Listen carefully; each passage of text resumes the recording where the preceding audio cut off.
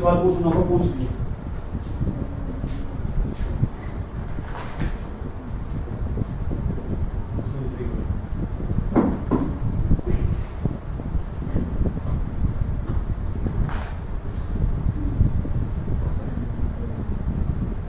क्या पढ़ा हम तो बताइए, हम पता क्या पढ़ लिए? हम पढ़ लिए थे गरीबी का दुष्चक्र, और गरीबी के दुष्चक्र के अंतर्गत हमने ये समझाया आपको, हेलो ये समझाया कि जितने भी गरीब देश है ना, अविकसित देश या विकासशील देश, सभी अविकसित देश और जो विकासशील देश है ना, उनकी यहाँ उत्पादन क्या है? जब उत्पादन कम होगा तो फिर राष्ट्रीय आय क्या होगी? राष्ट्रीय आय कम होगी, उत्पादन ही कम नहीं है, उत्पादन करने की क्षमता भी कम, उत्पादन करने की एफिशिएंसी भी कम। क्या है? अक्षमता कम। किसकी? भारत के लोगों की। भारत के नहीं, जितने भी गरीब देश होंगे और तुम मेरे साथ इंटरेक्ट करोगे, क्वेश्चन पूछो, क्वेश्चन का उत्तर तुम्हारे मुख से नहीं लगाना चाहिए, आज इसी पूरा फोकस लगा रखना, समझ में? तो देश के अंदर उत्पादन कम, जितने भी विकसित देश होंगे या विकासशील देश होंगे उनके अंदर उत्पादन कम होते हो, उत्पादन कम होने के साथ साथ उत्पादन करने की क्षमता भी कम, और इतनी कम ये देखा भारत के अंदर ना प्रति हेक्टेयर उत्पादन 3000 पर केजी, 3000 केजी, 3000 केजी। तो जैसे तुम जापान के अंदर जाओगे ना, बहुत छोटा सा प्यारा सा देश है, वहाँ भी उत्पादन का स्तर देखो कितना खतरनाक है, 5800 केजी, एक हेक्टेयर में 5800 केजी, सोच सकते हो 5800 केजी। और जैसे तुम जाओगे ना अमेरिका के अंदर, ये उत्पादन एक हेक्टेयर में 7000 केजी अब तक में गया, इतना ज्यादा। ये तो बढ़ा रहे हैं ना गरीबी चक्र के दौरान। और मैंने कहा था कि यह देश ना जो अविकसित देश या विकासित देश है वे सब इसी श्रेणियों में फंसे हुए, और ये तुम्हारा हम ये चाहते हैं तो चाह रहे हैं हमारा उत्पादन बढ़ जाए, इसलिए हम तमाम प्रकार की योजनाएं चलाते हैं उत्पादन बढ़ाने के लिए। अगर उत्पादन बढ़ेगा ना सब कुछ ऑटोमेटिक सब कुछ बढ़ जाएगा। ये सर्कल है, इसका ना कोई बिगिनिंग पॉइंट होता ना कोई एंडिंग पॉइंट होता, क्योंकि जहाँ शुरुआत होगी ये नहीं खत्म होगा, आए कहाँ शुरू होगा कहाँ खत्म होगा किसी कुछ नहीं पता। मान लो अगर ये प्रभावित होगा ना तो इसकी वजह से ये प्रभावित होगा, ये प्रभावित होगा, ये प्रभावित होगा, अंत में खुद प्रभावित होगा। आए समझ लो। तो राष्ट्रीय जैसे उत्पादन बढ़ाओगे तो जब उत्पादन बढ़ाओगे तो फिर आय भी बढ़ जाएगी, क्योंकि देश में जब जब जितने रुपए उत्पादन होगा इतने रुपए आय का सर्जन होगा, और जैसे जैसे आय का सर्जन होगा फिर वही भी इतना ही होगा, उसमें से फिर निवेश भी निकल आने वाला। तो मैंने कहा था कि भाई उत्पादन बढ़ाओगे उत्पादन कम हो, हमारे यहाँ क्या उत्पादन कम, उत्पादन करने की क्षमता भी कम, वो बताया उदाहरण जी। पर जो हमारे यहाँ ना राष्ट्रीय आय कम हो, जो देश की इनकम नहीं है, जो उत्पादन हो वही तो आय हो, उत्पादन हो वही तो आय हो, ये तो राष्ट्रीय आय है। राष्ट्रीय आय कम, राष्ट्रीय आय कम, आय मतलब इनकम ना, बल्कि राष्ट्रीय आय कम, प्रति व्यक्ति आय कम। बिहार के प्रति व्यक्ति आय कम और गोवा की प्रति व्यक्ति आय धरती आसमान का अंतर। बिहार का कितना 45,000 और उसका गोवा का कितना छोटा सा राज्य 1,34,000, 1,34,000। सोच सकते हो कितना अंतर। ऐसा क्यों प्रति व्यक्ति आय क्यों? क्योंकि हमारे यहाँ उत्पादन कम, जहाँ उत्पादन कम होगा ना, बिहार में क्या हुआ, बिहार में उत्पादन कम हो, उत्पादन कम हो तो वहाँ का राष्ट्रीय आय भी, वहाँ का जो प्रति व्यक्ति आय वो भी कम हो, बिहार की राष्ट्रीय आय भी कम हो, बिहार की जो इनकम हो वो भी कम होगी, जब वो कम होगी तो वहाँ प्रति व्यक्ति आय भी कम होगी, क्योंकि उत्पादन नहीं हो रहा। अब सवाल उत्पादन क्यों नहीं हो रहा? उत्पादन इसलिए नहीं हो रहा क्योंकि वहाँ उद्योगीकरण नहीं हो क्षेत्र का। अब उद्योगीकरण क्यों नहीं हुआ? उसके बहुत सारे कारण है, वहाँ सांस्कृतिक कारण है। लोगों को लगता है कंपनी हमारे यहाँ आ गई ना हमारी संस्कृति में हस्तक्षेप कर देगी, इसलिए कंपनी लगने के लिए चाहते हैं। आया समझो, ठीक, वो कंपनी लगने जाते हैं वहाँ से। उसके बाद क्या होगा, वहाँ की जो संकीर्ण, वहाँ उस क्षेत्र में संकीर्ण राजनीति प्रवेश हो जाती है, इसलिए वहाँ उत्पादन नहीं हो पाता। उत्पादन बहुत से कारक जो उत्पादन की क्रिया को प्रभावित करते हैं। आया समझो, ये सब दूर होना चाहिए। अब वहाँ हमारे वहाँ क्या होगा, शिक्षा का जो लेवल है वो भी बहुत गहरे में धसा हुआ। सही बात है, उद्यमी मानसिकता का अभाव, वहाँ लोग अब तक सीखे कि बिजनेस करना कितना जरूरी। वहाँ सरकारी चीजें लगाओ, लोगों को बहुत लगाओ, जिसकी सरकारी नौकरी हो जाएगी ना तो उसका मतलब एक तरफ सरकारी और दूसरी तरफ दिमाग में क्या आने वाला, मुक्त आने वाला। तो फिर क्यों हो ऐसा? तो बिहार का उदाहरण उठा रहा हूँ मैं और फिर सब कुछ समझ में आता चल रहा है तुम्हारे। उसके बाद देखो तो फिर वहाँ बचत की दर भी कम होगी। तो हमारे देश में ऐसा है, तो हमारे बचत की दर कम हो, लोग बचत नहीं कर पाते। यही तो बैंक निकल का तुम्हारा पूरा बैंक फिर से नहीं छिपा हुआ, पूरा बैंकिंग प्रणाली। क्योंकि बचत काम करने जाओगे बैंक में तो जाओगे, और बैंक की क्या खूबी हो, बैंकिंग एक बिजनेस है, इसकी क्या खूबी हो, इंसान की यहाँ ना अपनी स्वयं अपनी इच्छा साथ बढ़ते हैं और बैंक में जाकर पैसे जमा करते हैं। पहले लोग क्या करते थे, पोर्टफोलियो में पैसे जमा करते थे, मैं जाते ना एक ढूंढे में पैसे रखते थे और उसके अंदर ना की पोर्टफोलियो में जाकर जमा क्या करती थी। आया समझो, नाजी पोर्टरी में जाकर जमा करते थे। मेरे दादी का पैसे मांगता ना, दादी मुझे 20 रुपए चाहिए, तो 20 रुपए नाजी पोर्टरी के अंदर जाया करती थी, उससे 20 रुपए निकाल के ले आया करती थी। उसका बेनिफिट था, कोई बेनिफिट था क्या? उस करेंसी वहीं वहीं बढ़ जाती है? नहीं बढ़ती ना। क्यों नहीं बढ़ती? क्योंकि उस करेंसी की यानी मुद्रा की एक खूबी हो, मुद्रा के अंदर क्या खूबी हो, उसका ना जब तक आप स्वरूप चेंज ना कर दो कभी खुद नहीं बढ़ता। बताओ मेरे पास 2000 रुपए का नोट है, अगर मैं इसके अंदर बॉक्स के अंदर रख दूं और 3 साल बाद निकालूं बढ़ जाएगा। लेकिन ऐसा पता किसने करके दिखाया? ऐसा बैंक करके दिखाया, तुम्हारे घर के बराबर बैंक आकर खड़ा होगा, उसने कहा मेरे पास 2000 रुपए जमा करो और मेरे को वहां 3000 बना के दूंगा। तो कौन नहीं चाहता? तो इंसान की इच्छा का बढ़ा नहीं पड़ रहा। तो बैंक के अंदर एक खूबी हो, वहां इंसान की इच्छा का बढ़ेगा। ऐसा समझो, करेंसी के अंदर एक खूबी हो, क्या खूबी हो, वरना कभी स्वयं अपने आप नहीं बढ़ती, उसका स्वरूप को जब तक चेंज ना करो। मैंने बैंक से स्वरूप चेंज कर दिया। या मेरे पास 2000 रुपए का नोट था ना, मैंने क्या किया, उससे एक थैली लगा ली चाउमीन की, बर्गर, मोमो की। उसके बाद जैसे मैंने 2000 रुपए खर्च करे, उसके बाद मेरे पास 4000 रुपए बन गए तुरंत। बेचे नहीं मैंने, सबको बांट रहा हूँ, 10 रुपए प्लेट 20 रुपए बेच रहा हूँ। मैंने उसका स्वरूप चेंज कर दिया, 10,000 रुपए को निवेश कर दिया खेती में। आया समझ में? मैंने कहा वो बोला सोनू चाउमीन भंडार हो गया। आया समझ में? बात समझ में आई क्या होगा? तो ये तो बैंकिंग सिस्टम निकल रहा था। बैंकिंग सिस्टम नहीं छुपा होगा। बैंक के बारे में छोटी सी बात नहीं, बैंकिंग रेगुलेशन एक्ट, जो बैंकिंग भारत में आरबीआई की स्थापना 1935 में, 1935 हमारे यहाँ एक एक्ट था अंग्रेजी सरकार के समय में, बैंकिंग रेगुलेशन एक्ट 1929 भी याद रखना। बाद में बात करेंगे उसकी, छोड़ देंगे। बचत की दर कम, जब बचत ही नहीं होने की हमारे यहाँ लोग बचत ही नहीं करते। आज के समय में बचत की दर बहुत कम। मैंने कहा नहीं, पुराने लोग इसमें बहुत महारत हासिल की। पुराने लोग बहुत बचत किया करते थे, जबरदस्त मात्रा बचत किया करते थे, लेकिन फिर भी निवेश नहीं हुआ, क्योंकि बचत ना अपने घरों में किया करते थे। ऐसा आज भी पुराने गाँव में कॉन्सेप्ट चलते हैं, इनके यहाँ घर के नीचे हंडी छिपी हुई, ऐसा उसके अंदर बहुत सारा धन और वो चलती रहती है। इस तरह की धारणाएं मौजूद है। ऐसा गाँव में जाओ तो गाँव ऐसी ऐसी धारणाएं चलती है। इनके यहाँ तो बंटा निकला, बंटे के अंदर सोना चांदी जेवर निकलते रहा, और वो चलते भी रहता है। ऐसी धारणाएं मौजूद है, एक जगह स्थिर रहता हो, वो कहीं और पहुंच जाए, दूसरे घरों में उस बताते हैं बहुत अमीर हो जाओ। ऐसा आया कहाँ तक? हकीकत की धारणा ऐसे कुछ दादा दादी के पास बैठे हुए, लेकिन कहानी सुनोगे तो सभी मौजूद नहीं करेंगे जो पौराणिक कथन है। बचत की दर कम थी, बचत की दर कम हमारे यहाँ, आज भी बचत की दर कम, निवेश की दर भी कम। जब बचत ही करने तो फिर निवेश कैसे करोगे? निवेश क्या हो, ये काम नहीं बैंक का हो। बैंक पता लगा मैंने तो जाकर 2000 रुपए बैंक के अंदर जमा कर दिए, बैंक भी मेरा बना खड़ा हुआ, मैं पीएन भी हूँ, हम शर्मा जी हैं, वो हमारे पास आओ, 2000 रुपए नोट जमा कर दो। मैंने जमा कर दिया, ठीक। ये मामा जी आए वहाँ, जैसे वहाँ आए, इन्होंने कहा 2000 रुपए को मुझे लोन दे दो। लगा लोन दे दो, कोई बात नहीं, तो मुझे ब्याज देना। इसमें आप ब्याज देंगे, नहीं आए खाए, इन्होंने जाकर निवेश कर दिए। निवेश कर देंगे तो देश का इंफ्रास्ट्रक्चर में निवेश कर देंगे। तो बचत की दर कम नहीं है, निवेश की दर भी कम। निवेश ही होगा देश के अंदर, पूंजी निर्माण की दर भी कम। पूंजी निर्माण का मतलब क्या हो? देश तथा देश के लोगों की उत्पादन करने की क्षमता का निर्माण करना। देश तथा देश के लोगों की उत्पादन करने की क्षमता का निर्माण करना। उत्पादन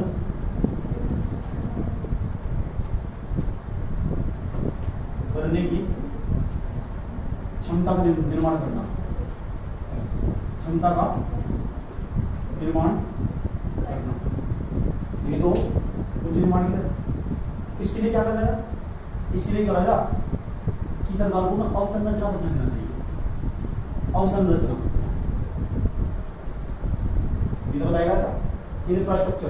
जब तक तुम ये नहीं बढ़ाने ना, देश तथा देश के लोगों की उत्पादन करने की क्षमता नहीं बढ़ेगी, और जब तक देश के लोगों की उत्पादन करने की क्षमता नहीं बढ़ेगी ना, तो पूंजी निर्माण की दर नहीं बढ़ेगी। और जैसे पूंजी निर्माण की दर बढ़ जाएगी तो उनमें उत्पादन बढ़ जाएगा, और जैसे उत्पादन बढ़ जाएगा ना, राष्ट्रीय बढ़ जाएगी, बढ़ती जाएगी, बचत की दर बढ़ जाएगी, देश बढ़ जाएगा, सब कुछ पास हो जाएगा। इतनी बात बता सुन। तो बताओ सरकार को क्या किया जाना चाहिए? सरकार को क्या किया? मैंने कहा ये गरीबी का दुष्चक्र हर देश इसमें फंसा हुआ, हर विकसित देश और विकासशील देश की यही समस्या, सब इस गरीबी के दुष्चक्र में जूझ रहे। आज तो कोई देश जो दक्षिण वाले देश सारे अफ्रीका के देश वे बाहर क्यों नहीं निकल पाए? क्योंकि वे इस गरीबी के दुष्चक्र में काम कर रहे। आज समझो इसमें फंसने का कारण क्या हो? ऐसा फंस जाता है इसमें इंसान। उस जो पुरानी सरकार चली गई ना, उनके द्वारा कुछ गलत पॉलिसियां नीतियां बनाई गई होगी, और जो आज के समय प्रभावित कर रही और देश को ना गरीबी के दुष्चक्र में फंसा दिया। आज जब कोई इंसान जो कोई देश गरीबी के दुष्चक्र में फंसता चला जाता है तो फंसता चला जाता, वो भी बाहर निकलना उसको मुश्किल होता है। तो भारत अपनी गरीबी के दुष्चक्र का शिकार है। आया समझ लो? और इस गरीबी के दुष्चक्र को तोड़कर कैसे बड़े निकला? यदि यह समस्या कभी विकसित देश में नहीं होगी तो उन्होंने तोड़कर बाहर निकला, तो उनसे सीख लेते उन्होंने कैसे तोड़ा। जब उनके यहाँ की हम किताबें पढ़ते हैं तो उनको पता चलता कि उन्होंने ना पूंजी निर्माण की दर को बढ़ाई। उनसे पूछा गया पूंजी निर्माण की दर का मतलब क्या है? देश तथा देश के लोगों की उत्पादन करने की क्षमता का निर्माण करना। तो देश तथा देश के लोगों की उत्पादन करने की क्षमता का निर्माण कैसे होगा? उन्होंने कहा अवसंरचना में निवेश करो। उसने कहा अवसंरचना क्या हो? अवसंरचना को छोटी सी चीज में परिभाषित किया जा सकता। अवसंरचना मतलब ये बिजली है ना, अगर बिजली चली जा तो मैं तुमको पढ़ा दूंगा, मेरा कैमरा ऑफ हो जाएगा, मेरी लाइट ऑफ हो जाएगी, हो नहीं जाएगी, मेरा माइक नीचे काम करने वाला, अगर बिजली ना हो तो इसका मतलब मेरा इंफ्रास्ट्रक्चर रुक जाएगा। तो फिर जो बच्चे आज आएंगे क्लास में पूछेंगे उनके पास वीडियो नहीं पहुंच पाएगा, तो मेरी उत्पादन करने की क्षमता कम हो जाएगी, हो नहीं जाएगा। तो बिजली भी इंफ्रास्ट्रक्चर का भाग होगी नहीं होगी? अभी बताओ, जो बिजली मोटरसाइकिल तुम लेके जाते हो, अगर मेरे पास वाहन ही ना हो तो मैं पैदल जाना स्टार्ट कर दूं तो वो वाहन है मेरे पास, वो भी उत्पादन कर, वो भी अवसंरचना का पार्ट है। जो वाहन नहीं लेके जाता हूँ, गाड़ी 2 पहिया 4 पहिया जो गाड़ी लेके जाता हूँ, वो भी मेरी अवसंरचना का भाग है। तो अवसंरचना को छोटी चीजों में परिभाषित किया जा सकता। गाड़ी, पुल, रोड, सब की सड़कें जो तुम्हारी उत्पादन करने की क्षमता बढ़ा रहे हैं, ये सब समझ जाओ, ये तुम्हारे बता क्या अवसंरचना का भाग होगा। इंफ्रास्ट्रक्चर, तो सरकार को पता क्या किया जाना चाहिए? इस इंफ्रास्ट्रक्चर को ध्यान देना चाहिए, नहीं देना चाहिए? तो सरकार को इस इंफ्रास्ट्रक्चर को ध्यान देना चाहिए, तो सरकार को ध्यान देना चाहिए। सरकार पता क्या करती है? सरकार को उत्पादन बढ़ा रही, क्या बढ़ा रही? और हमारी समस्या उत्पादन की नहीं है, वितरण की। मैंने कहा उत्पादन क्या है, तभी तुम्हारे दिमाग में बुद्धि में आया। क्यों आना? क्योंकि पहले क्लासों में पढ़ रखा है ना, उत्पादन तुम्हारे भरमार मात्रा में हो रहा है। हमारे यहाँ ना, हमारे यहाँ जो वितरण है ना, जो अतिरिक्त आय का सृजन हुआ वो गरीब लोगों की जेब में नहीं गया। 72% जो 72% जो अतिरिक्त आय का सृजन हुआ वो 1% लोगों की जेब में चला गया। कितने परसेंट लोगों की? आया समझो, कितने परसेंट लोगों की? कितने परसेंट आय का सृजन? 72% अतिरिक्त आय का सृजन हुआ, वो 1% लोगों की जेब में चला गया। सोच सकते हो कितना बुरा हाल। यहाँ ना किसानों का जो इनकम है ना 2000 गुना बढ़ा। कितना? 2000 गुना। कितना बढ़ा? किसानों का नहीं, सरकारी कर्मचारियों का वेतन 200 गुना बढ़ा। और जो किसानों का इनकम है ना वो 30% भी नहीं बढ़ा। सोच सकते हो पिछले कई सालों में, पिछले 50 सालों के अंदर जब दे 75 सालों में सर जो इनका इनकम है ना, किसानों का इनकम 30% भी नहीं बढ़ा। और उनका ना 200 गुना बढ़ा, 30 गुना भी नहीं बढ़ा, उनका 200 गुना बढ़ा। कितना बुरा हाल है समझ। तो जानेंगे हम कि कैसा सवाल ही हो। तो यह समस्या सबके पास रही होगी, यह समस्या सरकार के पास है। सरकार को नहीं पता कैसे करना, इस गरीबी दूर चक्कर बाहर निकलेगा। बस कभी यहाँ निवेश करते हैं, कभी निवेश की दर बढ़ाने की कोशिश करेंगे, कभी पूंजी निर्माण की दर बढ़ाने की कोशिश करेंगे, कभी बचत करनी स्टार्ट कर देंगे, कभी बैंकिंग के बारे में बता रहे खड़े होकर आगे वित्त मंत्री, कभी इसके बारे में बता रहे, सही उन्हें भी नहीं पता क्या करना। ऐसा नहीं। लेकिन जो विकसित देश थे, जो उन्हें देखोगे तुम, उनकी थ्योरी पढ़ोगे, उनके यहाँ बताया गया कि जब तक तुम अवसंरचना को काम नहीं करने गए ना तो तुम्हारे कुछ नहीं होगा। ऐसा हो जैसे तुम्हारे अवसंरचना, क्योंकि मैंने उदाहरण दिया था, मैंने रुकी वाला उदाहरण दिया था। अब मैं ना यहाँ रुकी का इंफ्रास्ट्रक्चर इतना बढ़िया हो चुका है, मैं ना 15 मिनट के अंदर आ सकता हूँ, 15 मिनट के अंदर जा सकता हूँ। जहाँ मुझे जाने में 3 घंटा, जाने में 3 घंटे समय लगता था। तो बताओ यहाँ के इंफ्रास्ट्रक्चर ना मेरी उत्पादन करने की क्षमता को बढ़ा नहीं बढ़ा दिया। आज मैं रोटी में क्लास ले सकता हूँ, रोटी में क्लास लेकर ना अगले 15 मिनट में इंफ्रास्ट्रक्चर के जरिए 4 लाइन मैं भगवानपुर पहुंच सकता हूँ, और भगवानपुर के बाद मैं इंग्लिश कॉलेज में फोनिक्स में पढ़ा सकता हूँ। ऐसा 2-3 घंटे आधे 45 लेक्चर लिए और पढ़ाने के बाद मैं यहाँ भी आ सकता हूँ, तुम इकोनॉमिक्स पढ़ा ले सकता हूँ। ये सब किससे कारण हुआ? बताओ, अगर अवसंरचना ना होती क्या मैं ऐसा कर पाता? तो बताओ मेरी उत्पादन करने की क्षमता को किसने बढ़ाया? अवसंरचना ने। किसने? तो मेरी उत्पादन करने की क्षमता नहीं बढ़ी। क्यों बढ़ी? क्योंकि सरकार ने ना इंफ्रास्ट्रक्चर पर जबरदस्त काम किया। ये सरकार का नहीं है, सरकार वर्तमान सभी सरकार है, इसका जो स्वरूप है, इसका दृष्टिकोण, इसका देखने का नजरिया इंफ्रास्ट्रक्चर का जबरदस्त है। आज भी तुम जाओगे ना जो वर्तमान सभी सरकार है, चारों तरफ तुम रोड दिखा देगी, जबरदस्त रोड दिखा देगी। आज समझ ऐसा किसी कारण हुआ ना, किस कारण हुआ? किसके कारण हुआ? सरकारों ने बदल दिया। अब सरकारी पुरानी सरकार में देती थी उत्पादन, आज उत्पादन में ध्यान देती थी।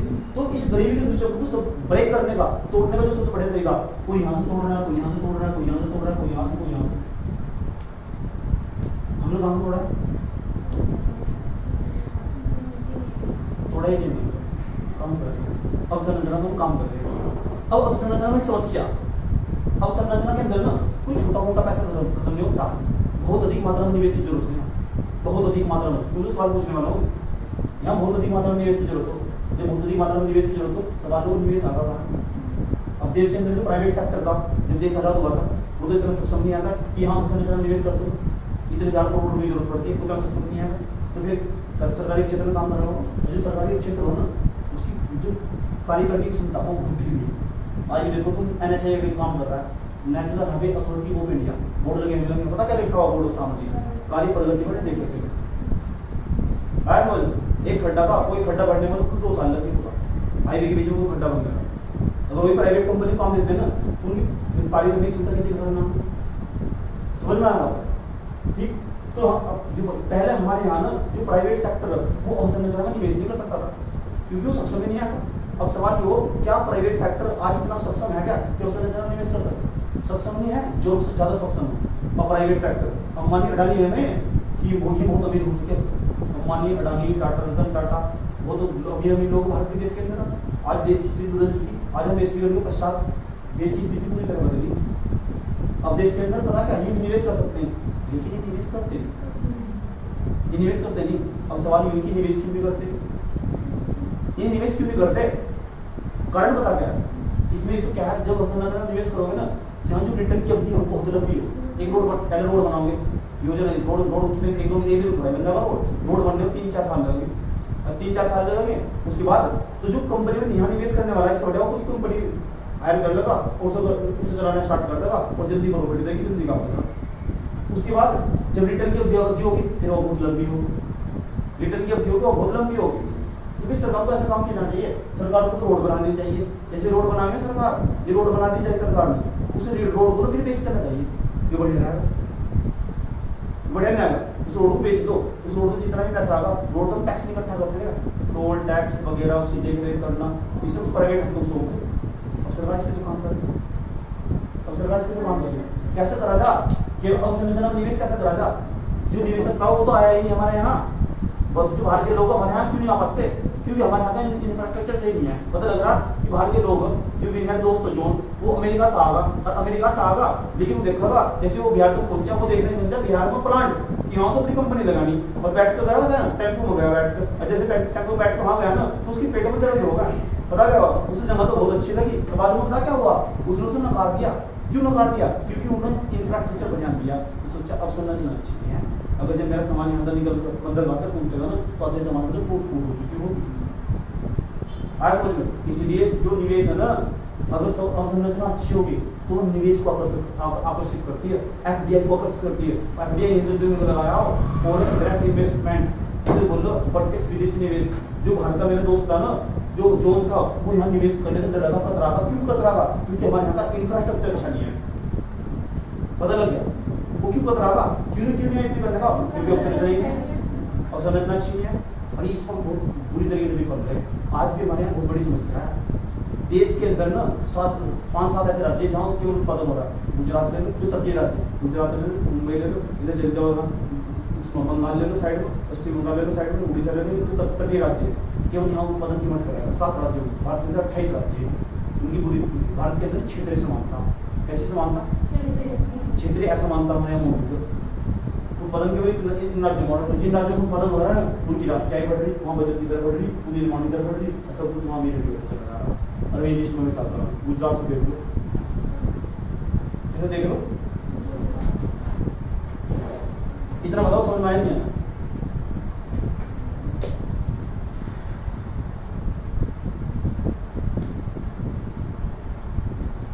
कोई प्रॉब्लम? और मैंने बहुत सारा ध्यान देते अवसंरचना पर, कि अवसंरचना कितना बड़ा महत्व है। मैंने कहा यमुना दिल्ली के बीच, आगरा और दिल्ली के बीच है ना, उसको जाने में पहले 7 घंटे का समय लगता है। अगर आगरा से दिल्ली जाओ, उसे ना हटाकर दिल्ली और आगरा को, या दिल्ली से आगरा जाने में ना 2.5 घंटे का समय लगता है। और ऐसे ऐड आते हैं कि इनके बीच की दूरी ना 400-500 किलोमीटर कम होगी। अभी इनकम ऐसे नहीं कि आगरा जो अगर आगरा तय मान लो वो कहीं से आ रहा दिल्ली के पास, ऐसे दूरी नहीं कमी, उसका समय कम लग रहा है। ऐसा अभी कल मैंने उस दिन बहुत जबरदस्त उदाहरण देने के लिए। अब सवाल ये ना, अवसंरचना में निवेश हो कैसे, और सरकार ने वर्तमान समय में क्या क्या प्रयास करे अवसंरचना में निवेश करने के लिए? समझ में आया बात? सरकार ने वर्तमान समय जब 1991 की बात है, 1991 के बाद 2020 तक, 1991 के बाद 2020 तक कौन कौन से प्रयास हुए? 2020 तक, 21 तक, 22 तक आज की सरकार के द्वारा कौन कौन से प्रयास किए गए? अभी मैं तुमको 3 बता रहा हूँ, और तीनों ध्यान लगा करना, और तीनों भर्ती तुम्हें पड़ेगा नहीं। इतनी मुझे जानकारी नहीं है, लेकिन ऊपर ऊपर तो भी जबरदस्त जानकारी है, मतलब बनाई क्यों गई। जब समय था 31 दिसंबर 2019 का, अवसंरचना के लिए सरकार ने क्या काम किया, 3 योजना बताऊंगा, इसकी बताऊंगा तो घर से पढ़ाने जबरदस्त अच्छे तरीके से अवसंरचना निवेश करने के लिए। अब बच्चे क्या पढ़ रहे हैं, बच्चे पढ़ रहे हैं जो मैं बता रहा हूँ, एडिटोरियल तो नहीं पढ़ रहे। देखो सरकार 31 दिसंबर, देखो ध्यान 31 दिसंबर 2019 का टाइम था। जो हमारी होती ना वित्त मंत्री, कौन वित्त मंत्री थी, वे आई, कोरोना का टाइम चला था उस टाइम, आने वाला था उस कोरोना, भारत में एंट्री मार चुका था, आया समझ, लेकिन लॉकडाउन भी लगा था हमारे यहाँ। तो 31 दिसंबर 2019 को ना जो हमारी वित्त मंत्री थी, उसने बताया स्कीम लागू करें, स्कीम योजना। हर साल भारत का बजट आता, अवसंरचना में ना अलग से ध्यान दिया था, बहुत अधिक मात्रा में ना हम अवसंरचना में निवेश कर रहे हैं। तुम बजट पढ़ कर देखना, बजट की लाइन डाल कर देखना कि साल अवसंरचना में कितना निवेश किया गया, हमारे यहाँ खुल जाएगी। और बजट कितना था हमारा, 39.35 लाख करोड़ रुपए बजट था हमारा। उसमें तो तुम्हें देखना चाहिए कि कितना पैसा अवसंरचना में खर्च हुआ, तो तुम समझ में आएगा अवसंरचना कितना महत्व है। इंफ्रास्ट्रक्चर सही नहीं हुआ ना, देश की स्थिति कभी सुधर नहीं सकती कभी भी। 31 दिसंबर 2019 का दिन था, प्रधानमंत्री वित्त मंत्री थे निर्मला सीतारमण, वे आई और उन्होंने पता क्या नाम किया कि हम ना देश के अंदर नेशनल इंफ्रास्ट्रक्चर पाइपलाइन लागू कर, ये योजना नेशनल इंफ्रास्ट्रक्चर पाइपलाइन। और इस योजना के तहत ना एक स्कीम योजना है, आज तुम पढ़ना के बारे में भर जाता है क्या योजना है, NIP नेशनल इंफ्रास्ट्रक्चर पाइपलाइन, राष्ट्रीय अवसंरचना पाइपलाइन योजना है। इस योजना के तहत पता क्या हुआ, इस योजना के तहत सरकार क्या कहती है, हम 111 लाख करोड़ रुपए खर्च करेंगे, बहुत बड़ा अमाउंट है, 111 लाख करोड़ रुपए हम खर्च करने वाले, 111 लाख करोड़ रुपए खर्च करने वाले, अवसंरचना में 111 लाख करोड़ रुपए खर्च करने वाले। इतनी बात तो नहीं समझो, देखो ये नेशनल इंफ्रास्ट्रक्चर पाइपलाइन है, जो राष्ट्रीय अवसंरचना है, ये राष्ट्रीय अवसंरचना, नेशनल इंफ्रास्ट्रक्चर पाइपलाइन, राष्ट्रीय अवसंरचना पाइपलाइन। तो जो राष्ट्रीय अवसंरचना में निवेश करने वाले 111 लाख करोड़ रुपए निवेश करने वाले, 111 लाख करोड़ रुपए तुम निवेश करोगे तो इसका मतलब अवसंरचना पर ध्यान देगा तुम, देश तथा देश के लोगों की उत्पादन करने की क्षमता बढ़ जाएगी। अब ये 111 लाख करोड़ रुपए इन्होंने बताया, 111 लाख करोड़ रुपए लाएंगे कहां तक, इन्होंने कहा जो राज्य है ना, निवेश तुम राज्यों में करोगे आगे, तो ये जो राज्य, ये राज्य 40% हिस्सा तो हम देंगे, 60% हिस्सा राज्य देंगे इसका, 111 लाख करोड़ रुपए का। आया समझ में, 28 राज्य होंगे हमारे यहाँ, 28 राज्यों के अंदर ना इसके अंदर 40% हिस्सा हम देंगे, 60% हिस्से राज्य देंगे, यहाँ से पैसा आने वाला सरकार ने काम कर दिया, ठीक। लेकिन कहते हैं समय और परिस्थिति कभी भी कैसे नहीं बदलता रहता। दिसंबर की बात किया, कब की, दिसंबर, जनवरी, फरवरी, मार्च, जनवरी आया क्या, नया साल, और सब एक दूसरे को बधाई दी, क्या बधाई दी, नया साल मुबारक हो, रजाई में पड़े सही बात है। आया फिर मार्च का महीना, और बाद मार्च के महीने में क्या लग गया, लॉकडाउन, फिर रजाई में पड़े आया समझ लो, लॉकडाउन जब लग गया ना, फिर रजाई पड़े और रजाई पड़े नया साल मुबारक करते रहे। हुआ क्या, 111 लाख करोड़ रुपए निवेश करने की बात कही गई थी ना, सब घरों में कहते हैं। उसके बाद क्या हुआ, लॉकडाउन लगा था पूरे लगभग एक साल, दिसंबर 2020 आए, दिसंबर 2020 के आसपास सरकार ने एक और नई योजना ले आई, सर इस तरह भी काम चलने वाला 2020 में सरकार ने ना एक योजना ले आई, पता NMP क्या ले आई, आज वो पढ़ना, एक तो तुम नेशनल इंफ्रास्ट्रक्चर पाइपलाइन, होमवर्क को थोड़ा लिख लो, नहीं तो नोट कर लो, राष्ट्रीय अवसंरचना पाइपलाइन पढ़ना योजना पढ़ना। इसके तहत हुआ था क्या, वो बताना चाहिए, राष्ट्रीय अवसंरचना पाइपलाइन के बारे में पढ़ना था, 111 लाख करोड़ रुपए निवेश करने भारत सरकार, सब कुछ पढ़ना था इसके बारे में, लिख लो, ये तो बर्बाद हो जाओ।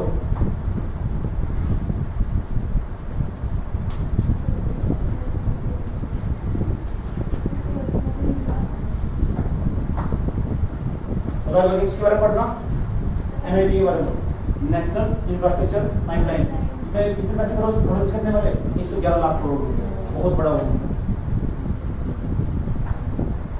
2020 का समय है, इन्होंने सोचा कुछ हुआ नहीं, लॉकडाउन लग गया था,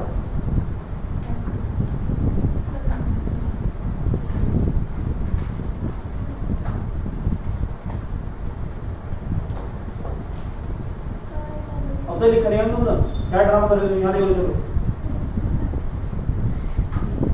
उसके बाद क्या हुआ, हाँ देख लो बस, उसके बाद क्या हुआ, एनएमपी लागू करा।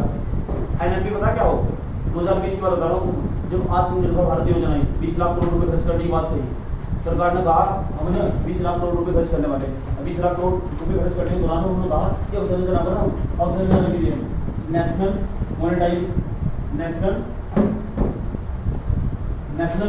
Scheme, NMS, national monetize scheme लागू कर रहे, राष्ट्रीय मुद्रीकृत योजना, राष्ट्रीय मुद्रीकृत योजना। उसने सरकार ने पूछा ये क्या हो, उसने कहा जो 111 लाख करोड़ रुपए कहा था ना निवेश करने के लिए, अब सरकार के पास है ना जितनी भी संपत्ति ना पुरानी जो संरचना जहाँ सरकार का अधिकार था, हम लोग सब कुछ साल के लिए प्राइवेट सेक्टर को सौंप रहे, प्राइवेट जो सेक्टर होगा ना उसे अच्छी तरह ऑपरेट कर सकता होगा, ऑपरेट करता होगा, उसकी गुणवत्ता भी अच्छी होगी। अब देखो हमने कहा सरकारी रोड बना रखा हमने, और सरकारी रोड पे जाओगे तो लोग क्या करते हैं, वहीं ठेला लगा लेते हैं साइड में जाकर, वहीं आलू प्याज बेच रहे हैं बराबर में, यहाँ हाईवे जा रहा है। अगर वही चीज मैंने प्राइवेट को सौंप दी ना, किसी की हिम्मत नहीं होगी वहाँ ठेला लगा देगी, आज बोलो किसकी हिम्मत नहीं होगी वहाँ ठेला लगा दे, उनके कर्मचारी होंगे, क्यों, कारण पता लगा कारण क्या है।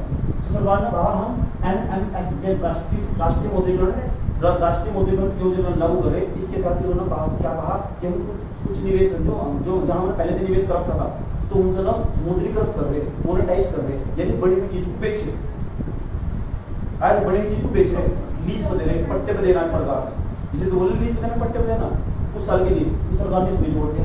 आया पता किसका, लॉकडाउन के टाइम की बात आया, पता क्या है, देखो उन्होंने क्या कर रहा है, 15 अगस्त उसके बाद 2021 प्रधानमंत्री बोल रहे थे दाल के लिए बजट का, उन्होंने बताया संजय जायसवाल क्या बोल रहा है, उनको अच्छा अब भी काम नहीं हुआ, 111 लाख करोड़ रुपए खर्च कर दी, कुछ नहीं हुआ, या राष्ट्रीय मुद्रीकृत योजना लागू कर दी, जो गवर्नमेंट जो सरकारी चीज थी उसे गति दे, इस योजना को गति दी जा सकती, इसके लिए इसे लीज देना स्टार्ट कर दिया, लीज मतलब पट्टे देना स्टार्ट कर दिया, आज तब भी काम नहीं हुआ। सरकार आती है और उनका क्या बोलती है, ये बोलती है ये भी पढ़ना तो घर जाकर कि हम पीएम गति शक्ति योजना लागू करें, पीएम गति शक्ति, प्रधानमंत्री गति शक्ति योजना, तो गति शक्ति योजना ये भी तुम पढ़नी है। पिछले साल में 2021 में 15 अगस्त 2021 में तो लाल किले चढ़कर बोला, मैं खुद इनका भाषण सुनना था, इन्होंने कहा कि हम पीएम गति शक्ति योजना लागू कर रहे, ये भी निवेश से संबंधित है, ये भी तुम पढ़नी, लिखो पढ़ जाकर पीएम गति शक्ति योजना।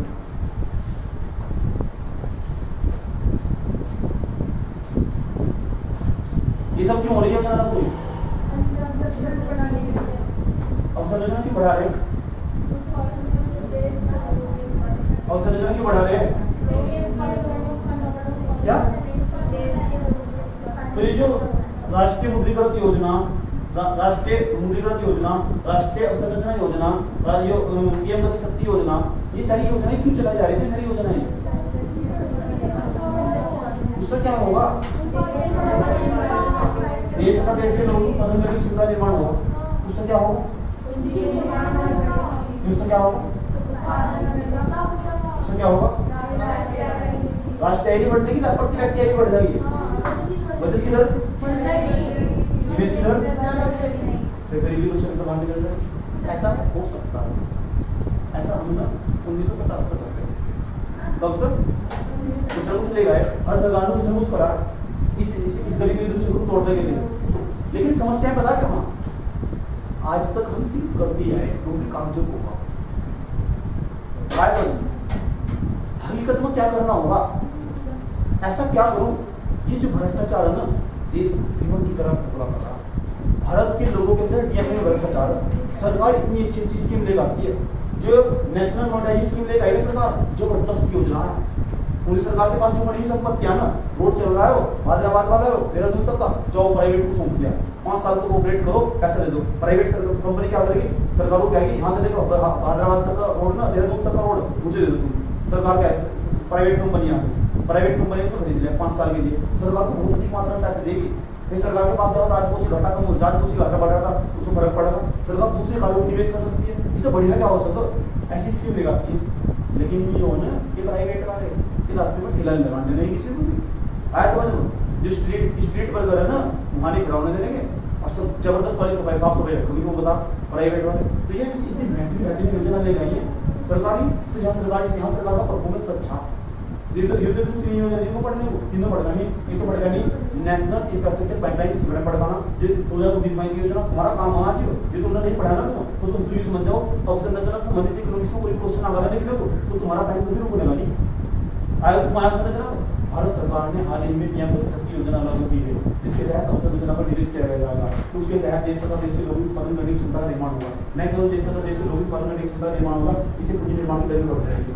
परिणाम स्वरूप देश के अंदर उत्पादन बढ़ जाएगा, न केवल उत्पादन बढ़ेगा उत्पादन करने की क्षमता भी बढ़ जाएगी, उत्पादन करने की क्षमता तथा उससे राष्ट्रीय आय बढ़ जाएगी। राष्ट्रीय आय बढ़ने के साथ साथ देश के अंदर क्षेत्रीय समानता कम होगी, क्षेत्रीय समानता कम होने के साथ साथ देश में प्रति व्यक्ति आय लगातार बढ़ती चल जाएगी। परिणाम स्वरूप देश में बचत की दर बढ़ जाएगी, बचत की दर बढ़ने के परिणाम स्वरूप देश में निवेश की दर बढ़ जाएगी। इस प्रकार भारत गरीबी चक्र से बाहर निकला, भारत को गरीबी चक्र से बाहर निकाला जा सकता है। जबरदस्त क्वेश्चन 10-12 लाइन में से लिखेंगे अब सारी जो लाइन है ना स्पेसिफिक लाइन है, जो पढ़ेगा ना वो बहुत बुढ़े व्यक्ति का पीछा करने वाला होगा, उसे सब पता है इकोनॉमिक्स का, वो इकोनॉमिक्स पढ़ी ना जिंदगी मानकर उसे सब पता, उसे सब पता अच्छी तौर पर पता। अब बच्चा पता क्या पढ़े करंट अफेयर में जा रहा है, सिर्फ पीएम गति शक्ति योजना पढ़ रहा है, उसे नहीं पता कहाँ जुड़ेगी किस तरह कनेक्ट होगी। यही तो समस्या शिक्षा गुणवत्ता में यहाँ करनी, यही में मेहनत कर रहा हूँ। आज क्या हो रहा कोई प्रॉब्लम क्या पढ़ रहा हो, नेशनल मॉनेटाइज स्कीम पढ़ने बैठ जाएगा एडिटोरियल में जाकर। अभी तो देखिए कहाँ निवेश हो रहा है, करना क्या है इसका, सरकार ने ये काम करा है नहीं निवेश बढ़ाने के लिए इतना काम करा सरकार ने क्या करा देखो सरकार ने कहा अच्छा नाबार्ड NABARD नाबार्ड की स्थापना की 1982 नाबार्ड बनाएगा। ये बता क्या करो जिन्होंने लोन मांगते लोन ले जाओ आ जाओ, लेकिन पता किसी देगा ग्रामीण क्षेत्रों में जो एग्रीकल्चर की संस्थाएं होगी उन्हें लोन मान देगा, एग्रीकल्चर वालों को लोन देगा जो कृषि क्षेत्र में निवेश करने के लिए आगे। अच्छा तुमको कृषि क्षेत्र के लिए पैसा चाहिए, तुम बैंक को आओ मेरे पास, कृषि क्षेत्र संबंधित जो पैसा बांटना हो मैं दूंगा। सरकार के दिमाग में आया कि उनको एक ऐसा बैंक हो जिसमें अवसंरचना के लिए लोग पैसे लेने जाओ और अवसंरचना में निवेश करो, ये सोचना चाहिए। इन्हें भारत सरकार को रोड खरीदना तो जाओ फिर एक बैंक के पास, नाम बता रहा हूँ उसका नाम है DFI। सरकार ने DFI बनाया है। DFI क्या हो, development financial institute, development financial institute, विकास वित्तीय संस्थान, विकास वित्तीय संस्थान। सरकार ने विकास वित्तीय संस्थान बना दिया और इसके अंदर भी ना NAFID की संरचना कर, NAFID की NAFID ऐसी योजना लेके आ रही है। ये दो NAFID और क्या विकास वित्तीय संस्थान, ये पता क्या करेगा जहाँ अवसंरचना होगी ना NAFID बनाया NAFID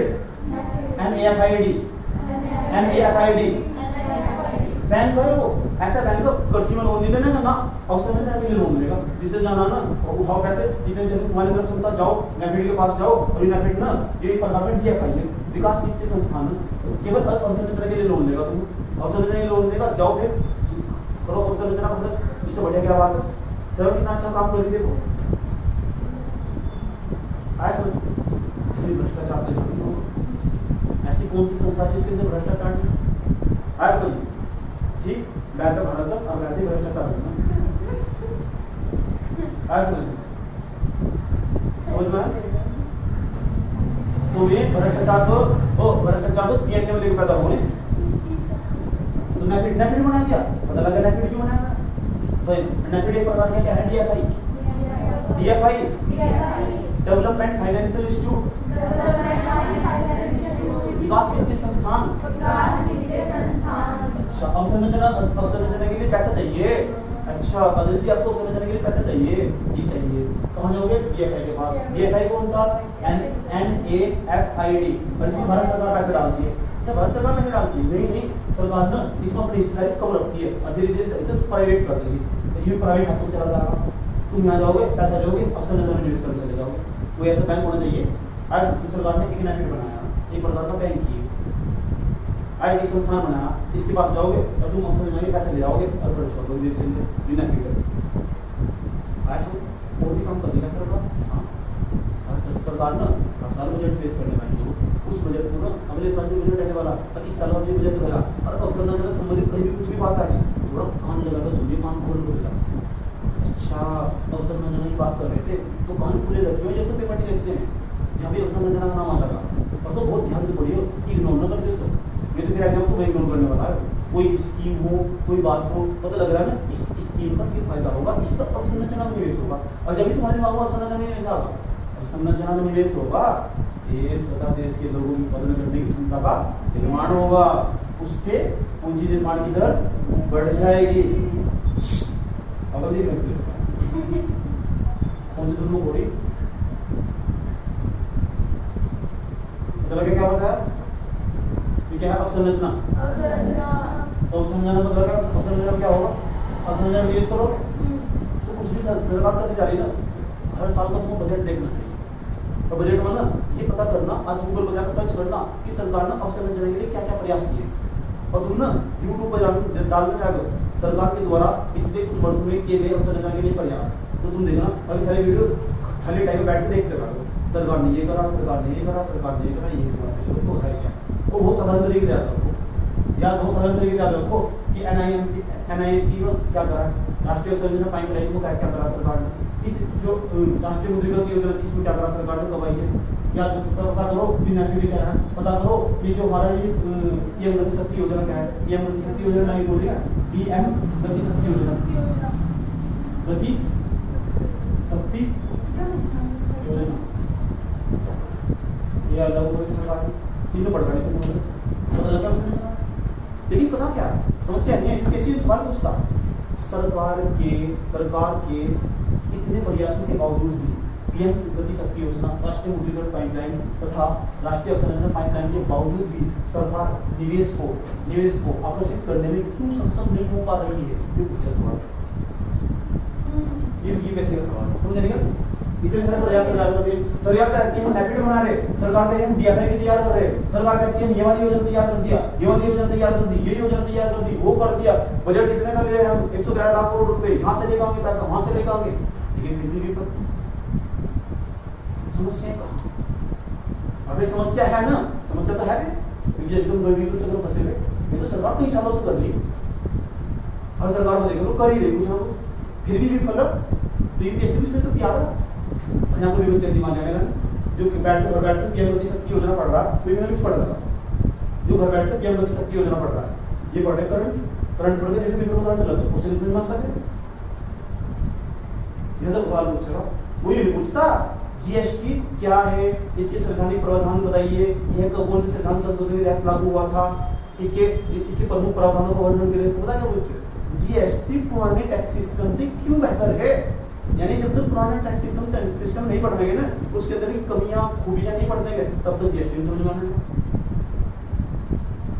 आज यूपीएससी का लेवल यहाँ आयो यूपीएससी हो, और एक बार समझ में आना ना तो दोबारा पढ़ने की जरूरत नहीं है। ये जो बच्चे सिलेक्शन लेके जा रहे बार बार, पता क्या है उनका मेन पक्का, ऐसे मेहनत करने की जरूरत नहीं है, जब भी कुछ बदलाव हो ना संरचना कुछ भी बदलाव हो, उन्होंने 2-3 लाइन लिखनी पड़ा, बस अपने नोट्स 2-3 लाइन मार जब भी संरचना के लिए ये नोट्स जगह छोड़ रखा, अब संरचना के लिए यहाँ कुछ भी बदलाव हो सकता है, नहीं लिखेंगे क्या अलग से नोट्स बनाना, उसका देखोगे मैं नोट्स और संरचना के बारे में कितना बता देते खड़ी होगा खड़े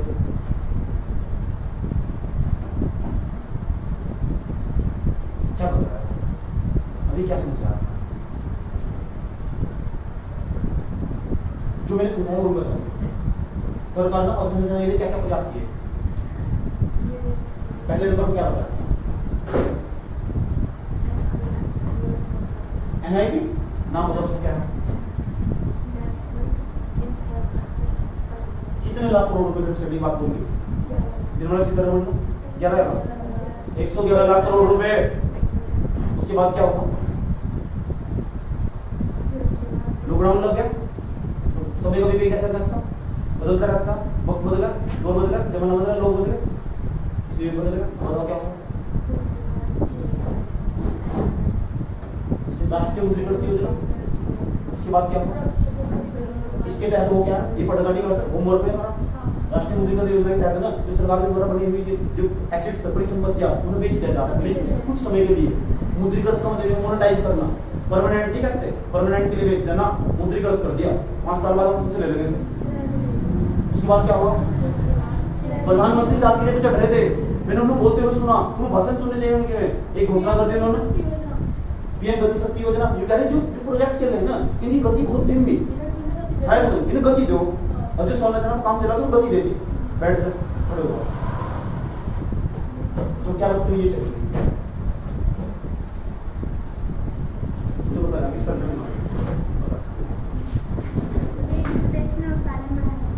उत्पादन बढ़ाने के लिए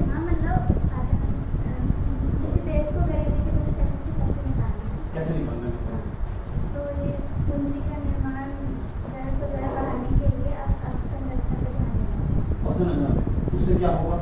इससे देश या देश के लोगों में उत्पादन करने की क्षमता का निर्माण होगा। उससे क्या होगा? ये अवसंरचना कैसे बढ़ाई जा सकती है? गत वर्षों में भारत सरकार द्वारा किए गए प्रयासों का वर्णन कीजिए। 31 दिसंबर 2019 को जो वित्त मंत्री उन्होंने एक योजना लागू की। कौन सी योजना? नेशनल इंफ्रास्ट्रक्चर पाइपलाइन योजना। राष्ट्रीय अवसंरचना पाइपलाइन योजना। क्या होगा इसके तहत? इसके तहत जो है इसमें कहा गया कि 111 लाख करोड़ रुपए हम सरकार में इन्वेस्ट करेंगे। सरकार में अवसंरचना में निवेश करने वाले हैं और उसमें ये भी कहा गया सेंटर से और स्टेट की तरफ पैसा आने वाला। सेंटर की ज्यादा जो स्टेट थी उसकी ज्यादा भूमिका थी 60%। मुझे डाटा तक अच्छा फैक्ट तो सब ना चलो बताओ आप बताओ। उसके बाद फिर लॉकडाउन लग गया था। हां तो 2020 तेरा खराब हो गई थी उसके बाद सब लोग रह गए थे कैसे चला गया ऐसे लगी थी अभी फिर 2020 में एक और योजना लाई गई। क्या कौन सी योजना लगी? नेशनल मोनेटाइज स्कीम, राष्ट्रीय मुद्रीकरण योजना। क्या हो क्या हो? ये जो NIP थी इसका क्रियान्वयन नहीं हो रहा था सही से, तो इसके सुधार के लिए इसको बनाया गया था। होता क्या है इसमें? इस योजना में क्या होता है? इसमें होता है कि जो सरकारी क्षेत्र होते हैं, सरकारी परिसंपत्तियां होती हैं उनको प्राइवेट हाथों में कुछ समय के लिए बेच दिया जाता है। उसके बाद क्या होगा? उसके बाद जो नरेंद्र मोदी जी उन्होंने राय के जाके भाषण दिया था। क्या कहा? उन्होंने कहा कि हम पीएम गति शक्ति योजना लागू करते हैं। क्यों? क्योंकि इन सब योजनाओं को गति देने की जरूरत है।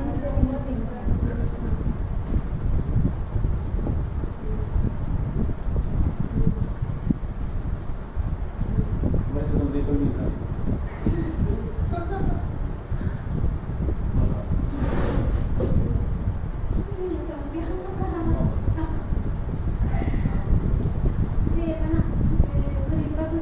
आज हम अगर हमें ये बताया अगर किसी भी देश को हमें गरीबी के दुष्ट चक्र से निकालना हो तो हमें उसके अवसंरचना पर काम किया जाना चाहिए। तो क्या हुआ, ऐसे ही भारत सरकार ने भी मतलब भारत को ना गरीबी के दुष्ट चक्र से निकालने के लिए उसके अवसंरचना पर काम किया और सरकार ने इसके लिए मतलब की बहुत सारी स्कीम भी निकाली।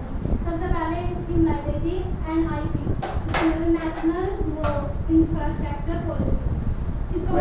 हाँ, तो इसमें क्या क्या था? इसमें कहा गया था कि जो 11 लाख रुपए 100 करोड़ रुपए ना इसका अवसंरचना पर हम खर्च करेंगे जिससे कि भारत की अवसंरचना सही हो जाए। उसके बाद ये वाली स्कीम आई, ये वाली स्कीम आई। हाँ। इससे फिर क्या होगा? इन सब चीजों का इन सब चीजों जो क्या बनाया था?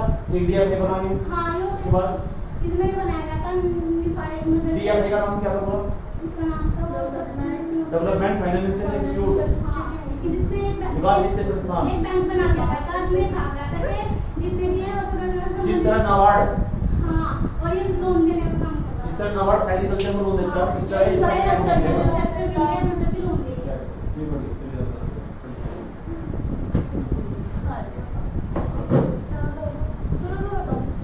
क्या होगा? तो क्या बात नहीं किया क्या होगा? क्या अगर किसी देश को गरीबी के दुष्ट चक्र से निकालना है ना तो उसके इंफ्रास्ट्रक्चर पर ध्यान देना होगा और भारतीय सरकार ने भी किया। सबसे पहले उन्होंने पॉलिसी बनाई थी NIP। पहले तो पॉलिसी होता ही है, हाल ही की सरकार की बताई 2-3 साल हो गया होगा। पहले तो तरीके क्या बना रखा? लॉकडाउन से पहले 2019 में बनाई थी NIP, नेशनल इंफ्रास्ट्रक्चर पाइपलाइन। अच्छा ये बनाई थी, तो इसका सही क्रियान्वयन नहीं हुआ था। फिर इसे रिफॉर्म करते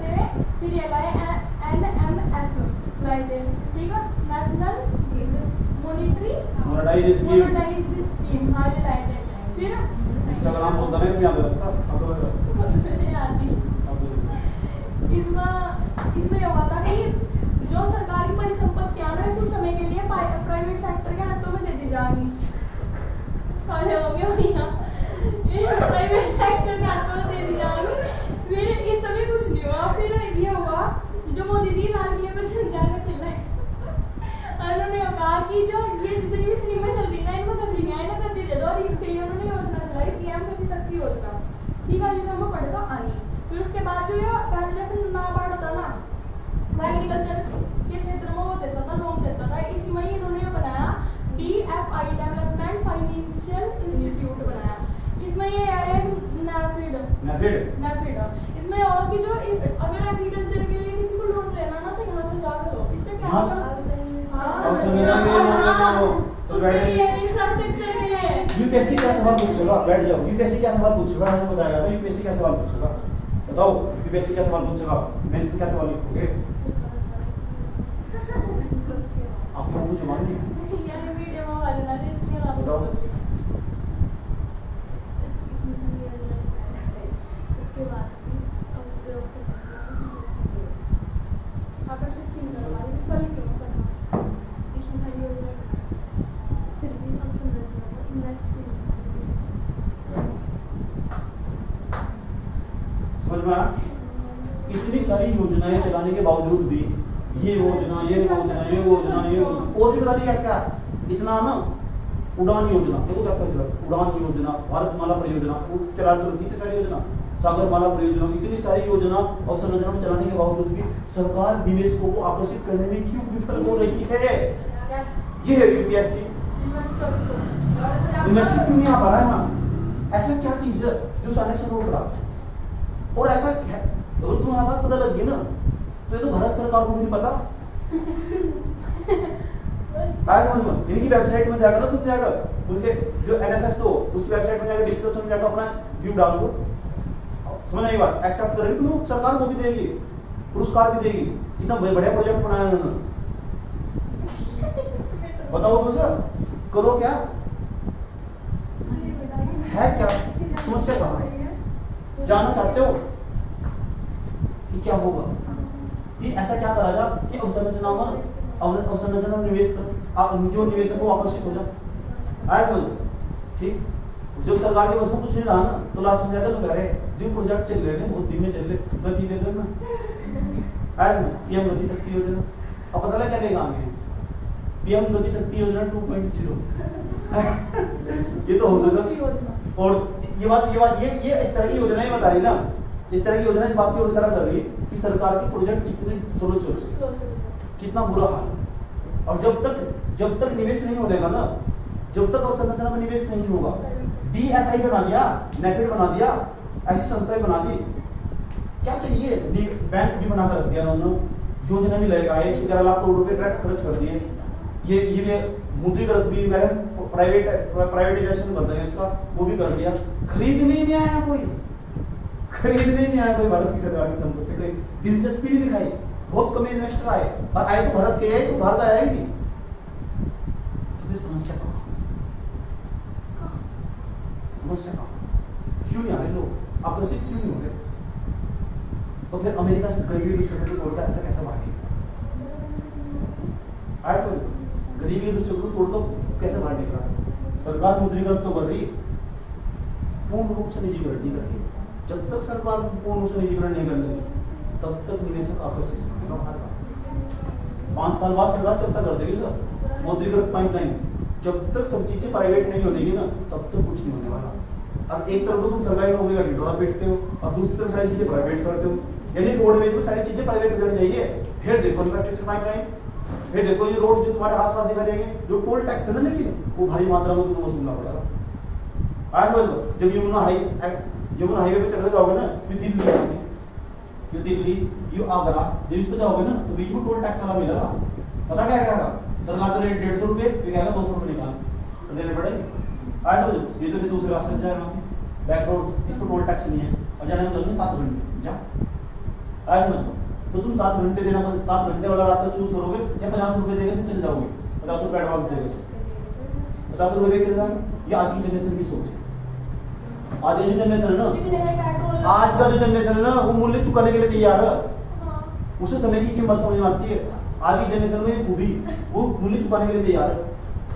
ये काम पता लगा तुम्हें, तीन एक्सट्रीम तुम पढ़ेगा नहीं, जबरदस्त तरीके से नोट्स तो नहीं मेंशन करके लिखनी है। मैं नोट्स लिखने वाला है, ये तुम्हारा होमवर्क है। सरकार ने जो पैसा खर्च करी 111 लाख करोड़ रुपए कहां से लेकर आ गई, कहां कितना पैसा खर्च करेगी, और सरकार ने इसके लिए ना 8 सेक्टर को इंडिकेट किया। वो 111 लाख करोड़ रुपए खर्च क्यों करने वाली, ये 111 लाख करोड़ रुपए 8 क्षेत्रों में खर्च करेगी। कौन कौन सा क्षेत्र है? 8 के 8 क्षेत्र को नाम बताना चाहिए। ये तुम्हारा काम होगा। विशेष तौर पर देखना, पढ़ना, ये बहुत अच्छे निवेश हैं। सरकार का बहुत अच्छा कदम था और संरचना काम करने का। इसे मैंने हिंदी बताया, इसे पहले बता दूं था। मुझे सारा याद है 1951 से लेकर 1956 में औद्योगिक नीति आई हमारी। 1956 से लेकर सन 2022 तक सरकार ने आज तक क्या करा, कौन कौन सी सरकार है, यहाँ तक मुझे सब याद है। अवसंरचना समझ में आया, सारी योजना मेरे याद। तुम विद्वान थोड़ा ही बनना, मैं तो इकोनॉमिक्स का छात्र हूँ, तुम तो बस यूपीएससी क्वालिफाई करना, इतना बहुत आया सर। इतना किसी को पता भी नहीं होगा, पता लग गया। इसे बढ़ा होगा अवसंरचना। अवसंरचना कैसे बढ़ेगी, जब ये तमाम प्रकार की योजनाएं सुनिश्चित तरीके से और सुनिश्चित तरीके से व्यवस्थित की जाए, अरेंजमेंट किया जाए। अवसंरचना बढ़ जाएगी, ये बढ़ जाएगा, ये बढ़ जाएगा, ये बढ़, सब ऑटोमेटिक बढ़ता चल जाएगा, सब जीवन खुशहाल हो जाएगा तुम्हारा। लेकिन बताओ क्या गुजरात इतना तो क्यों निकल गया, उत्तराखंड इतना पीछे क्यों आएगा? आज इन्वेस्टर हुआ नहीं हुआ। देखो वो क्या गुजरात का जो मॉडल देखता हूँ, आज गुजरात की वीडियो देखना। अच्छा गुजरात में सफल क्यों हुआ? इधर तो V1, V2, V3, V4 तो गुजरात का मॉडल है। यहाँ मैन्युफैक्चरिंग कंपनी लग रही है, मैन्युफैक्चरिंग कंपनी, ये मैन्युफैक्चरिंग कंपनी, ये भी मैन्युफैक्चरिंग कंपनी, ये भी मैन्युफैक्चरिंग कंपनी। ये लोग हैं यहाँ से इतना जबरदस्त मॉडल है। यहाँ जो कंपनी लगी ना, यहाँ के लोग इसमें काम करने जाते हैं, इस कंपनी में काम करने जाते हैं। और यहाँ तक जानकारी मुझे ये 12 घंटे काम करते हैं और बीच में 3 घंटे रेस्ट मिलता और अपने घर पहुंच जाते हैं। इसमें 3 घंटे में रहते हैं, इसको और निकाल भी कर लेते हैं। और यहाँ तक मुझे जानकारी ये लोग ना जिस टाइम चाहे उस टाइम चले जाते हैं, जिस टाइम चाहे उस टाइम। लेकिन 12 घंटे काम करना होगा, 12-8 घंटे काम करना होगा, इनकी मर्जी होगी। वो 8 घंटे दिन में कर सकते हैं, रात को कर सकते हैं, 2-2 घंटे रात के बीच में कर सकते हैं। कितनी मस्त सुविधाएं के यहाँ से। और घर से ना मतलब 1-1.5 किलोमीटर की दूरी पर ये घरों की समस्या हो, घर भी छोड़ के जा सकते हैं वापस। इतना जबरदस्त मॉडल है। ऐसा इस गाँव में, ऐसा इस गाँव में, ऐसा इस गाँव में, इसी सरकारी नौकरी चलती है, सब लोग खुशहाल है। इतना जबरदस्त मॉडल काम कर रहा है। देखो पूरा पूरा गुजरात इस तरीके, एक तो बीच में हाईवे बना हुआ, पूरा रोड क्रॉस करके जाओगे, क्या फैक्टर लगेगी साइड में, काम करोगे आराम से घर पहुंच जाओगे सामने। इस मॉडल पर काम करना चाहिए। और यहाँ तक तुमको बताया, जब मैं मॉडल को पढ़ा था बताया, मैंने यहाँ के लोगों के आसपास, जब मैं गुजरात में गांधीनगर में गया ना, तो मैंने वहाँ के लोगों के आसपास बात करके देखा तो सुना ऐसा ऐसा तुम्हारे यहाँ मौजूद है। तो तुम्हें यहाँ पूरी पूरी रही, मैंने कहा जितना जबरदस्त इंफ्रास्ट्रक्चर पर काम किया गया है। ऐसा काम अगर हर जिले में हो जाए, हर राज्य में हो जाए तो कितना बढ़िया होगा यार। तो लोग यहाँ के लोग ना, इससे क्या होगा, प्रवासन की समस्या भी नहीं होगी। जो लोग एक क्षेत्र से दूसरे क्षेत्र में चले जाना काम करने के लिए, और प्रवासन की समस्या भी समाप्त हो जाएगी। जो प्रवासी ना ये भी बहुत समझदार, एक स्थान से दूसरे स्थान में उठ चले जाएंगे तो वहाँ की समस्या बढ़ा देंगे। जैसे ये होंगे, ये कहाँ से है, बिजनौर से आए हैं, जब बिजनौर से आए हैं तो इन्होंने बिजनौर की समस्या छोड़ो चला है यहाँ से, तो यहाँ की समस्या बढ़ा दी उन्होंने, बढ़ा ली थी यहाँ। और कैसे बढ़ा दी, यहाँ की समस्या कैसे बढ़ा दी उन्होंने, वो तो छोड़ो चला है। ये नहीं कहती तो डायरेक्ट से धारण किया गया। जब ये ट्रांसफर होंगे ये तो प्रवासी कहलाएंगे। ये क्यों आए, क्योंकि इनके क्षेत्र में इस तरह का सिस्टम नहीं आता। अगर इस तरह सिस्टम होता, वहीं का वहीं काम करते हैं, वहीं का वहीं रहते हैं, वहीं का वहीं काम करते हैं, वहीं का वहीं रहते हैं, वहीं का वहीं काम करते हैं। आए समझ, कोई दिक्कत समझ में आया? तो गुजरात का मॉडल एक बार मैं बहुत सिंसियरली रिक्वेस्ट है, ठीक राजन तो इस काम में मानिएगा। आए समझ में, गुजरात का मॉडल देखते हैं क्या था इसके और वीडियो भेज देगी तुम। आया समझ में, ठीक। तो ये गुजरात का मॉडल जरूर देखना, समझ में आया बात नहीं। डीडी न्यूज़ पे बहुत अच्छे तरीके से मिलता है और सनसद टीवी पर गुजरात मॉडल क्या था तुम एक बार जरूर पढ़ना चाहिए। आज 4 लोग तुम्हें देवने पढ़ते हैं, सही बात। जब तुम खाली हो ना बैठ कर तो तुम गाना नहीं सुनना, गुजरात मॉडल देखना। पाकिस्तान में इस बार 4-5 लाइन आराम से मिल जाएगी तुम्हें लिखने के लिए। वहां 4-5 छोटी बनाई दूँ, इतनी बात बताओ समझ में नहीं आएगा, ठीक। तो इस तरह गुजरात का मॉडल कितना जबरदस्त मॉडल है, बताओ हल कर।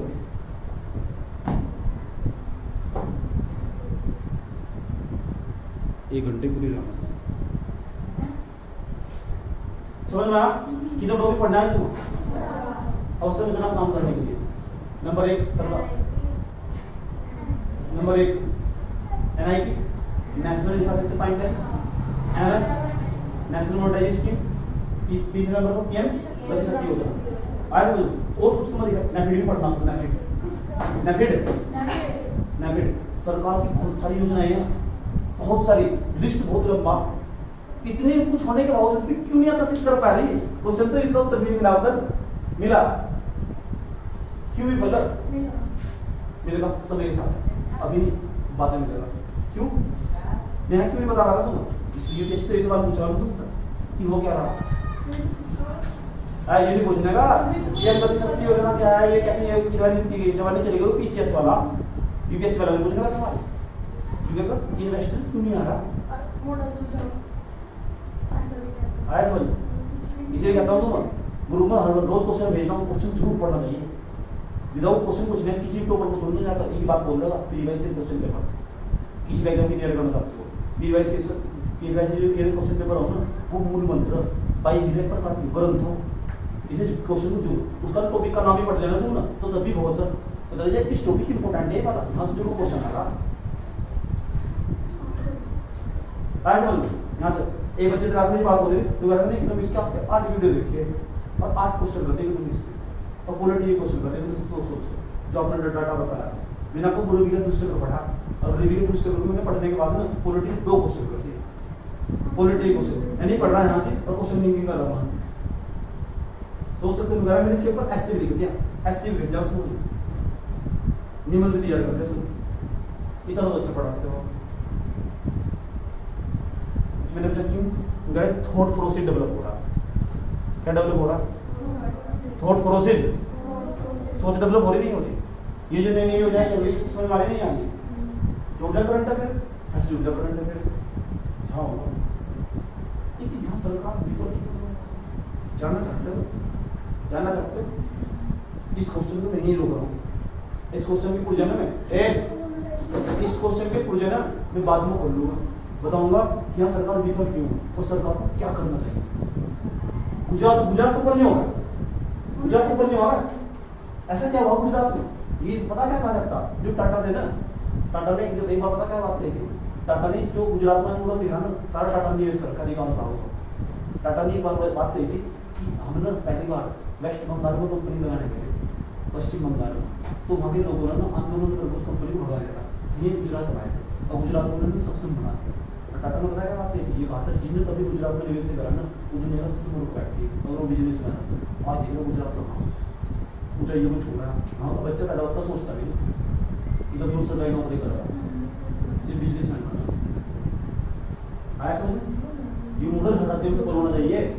जब जाकर मिले हो, जब जाकर अमेरिका मान सकते, लेकिन ऐसा होगा तो वहाँ तो सब चीज प्राइवेट है और यहाँ तो लोग सरकारी नौकरियों के खिलाफ भी आंदोलन करते देखे हैं और सब चीज प्राइवेट है। मान छोटी सोच है ना, पढ़े नहीं उनके बारे में। जो गुजरात मॉडल था इकोनॉमिक्स था, ऐसे पढ़ना इकोनॉमिक्स है। यूपीएससी बहुत बड़ी चीज है, बहुत बड़ी। ऐसे वैसे कब जब ना एग्जाम हो जबरदस्त वाला एग्जाम। अब सवाल यही है बस, अभी हम पता क्या पढ़ रहे हैं, प्रॉब्लम्स ऑफ इंडियन इकोनॉमी पढ़ रहे हैं। भारतीय इकोनॉमी है, अर्थव्यवस्था, उसकी समस्याएं क्या, ये समस्याएं कि भारतीय जो अर्थव्यवस्था इतने तमाम प्रकार के अवसर में निवेश करने के बावजूद वो सक्षम क्यों नहीं है, वो आदमी निवेशकों को आकर्षित करने में वो क्यों विफल रही? ऐसा क्या किया जाना चाहिए? तुम बता दो मिलकर क्या किया जाना चाहिए?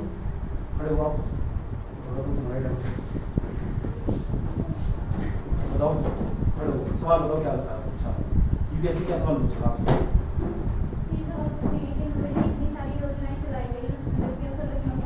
कौन कौन सी योजना चलाई गई? ये भी चलाई है NIP और ये NMS और फिर वो लाई है चाहिए। इतनी सारी स्कीम चलाई गई तभी जो मतलब भारत है उसकी संरचना अच्छी नहीं होगी, क्यों नहीं होता? क्या आपके हिसाब से क्या कह रहे हैं? मेरे हिसाब से ना इनका गति सुनिश्चित तरीके से वितरण नहीं हो पा रहा, इनके प्रति जो जनता है शिक्षित नहीं किया जा रहा। हमें उसको शिक्षित करना चाहिए और उनके प्रॉफिट हमें बताना चाहिए जनता को, तो मतलब धीरे धीरे करके हो जाएगा। ये पूछना चाह रहा है ना, वो तेरा दिमाग से ये तो मुझे बताना, तेरा दिमाग क्यों हो जाता है? बैठ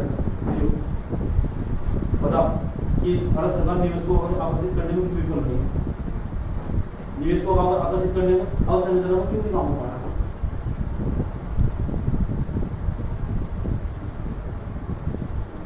याद करने याद कर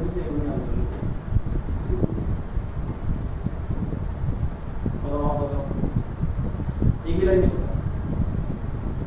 बताओ, लिखो। भारत सरकार अवसंरचना में निवेश करने में क्यों विफल रही है? और सारे सोच रहे क्या बताऊं?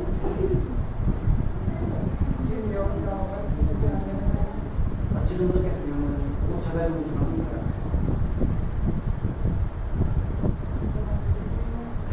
मतलब इतना जल्दी और क्या रहे हो? क्या क्या जाना चाहिए? अवसंरचना में ध्यान दिया जाए, अवसंरचना को बढ़ावा दे सकते। आपका क्या मानना, क्या करें? अवसंरचना में ध्यान देने के लिए क्या किया जाना चाहिए? गुजरात से बस वेरी गुड, एक फुल चाहिए। सेकंड जानकारी का भाव के अंदर हमें से डेवलप करना चाहिए। और 2 पॉइंट हो गए, और बताओ। इसका प्राइवेट कर देना चाहिए सारे सब्जेक्ट। निजी नहीं करने चाहिए, ये भी बहुत सही है।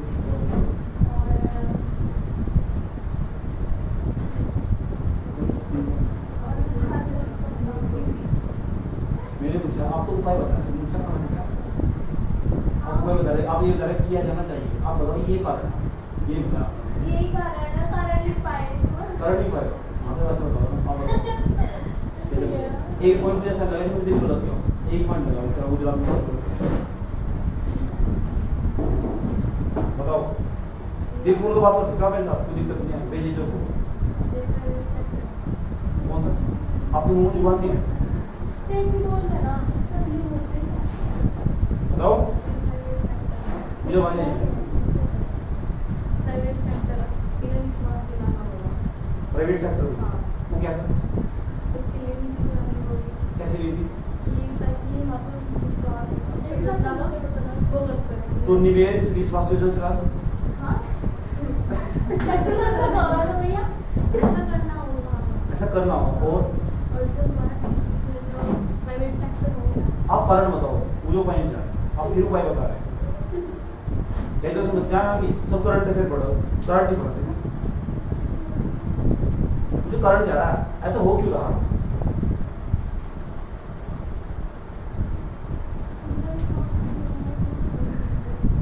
अच्छा, विश्वास का हो कैसे बताओ ना, और बताओ।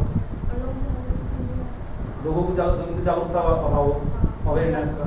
और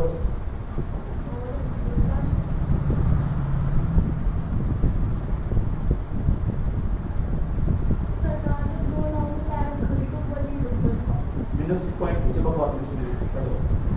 मैं तो उसे कह रही थी। तो आपका जन्म पड़ा था, बताओ। अच्छा ये एक तो जो सरकार है ना, जो प्राइवेट कॉलेज चला रही है, जैसे पूरा ही प्राइवेट कर दो, वो तो वापस भी होंगे, क्या वो पूरा प्रॉफिट मिलेगा क्योंकि बिजनेसमैन अपना प्रॉफिट पहले देगा। और दूसरा यह होगा कि जैसे सरकार क्या है, कोई भी देश हो, वो लागत लाभ विश्लेषण देखता। ऐसे यहाँ के जो नागरिक हैं, उनकी जो सोच है ना ऐसी है सरकारी नौकरी वाली का, उनकी सोच में अगर ये बसाया जाओ, बिजनेसमैन वाली उद्यमिता वाली सोच बनाई जाओ, तो ऐसा करा जा सकता। तो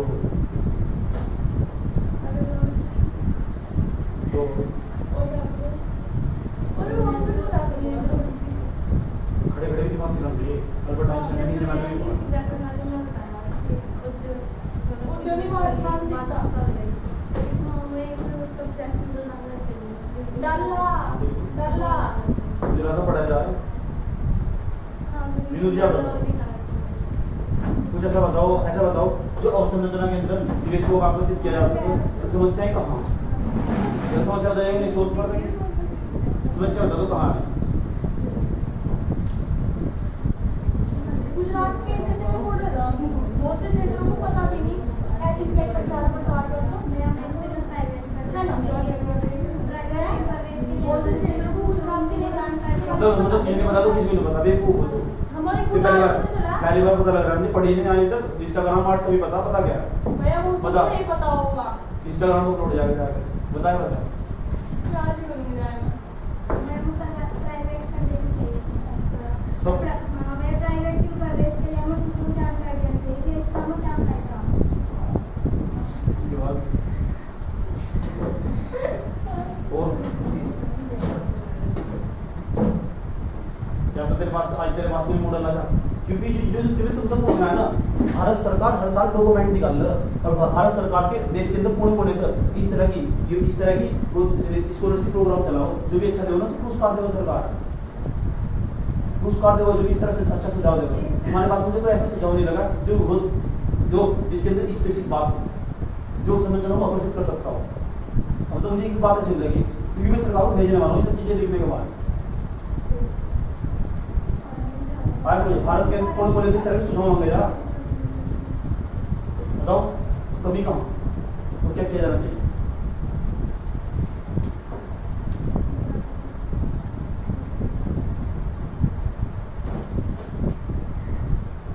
और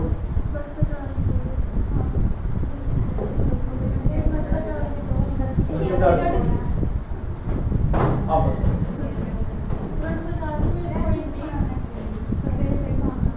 बताओ कहाँ पेज फंसा हुआ? क्या पेज ही बना?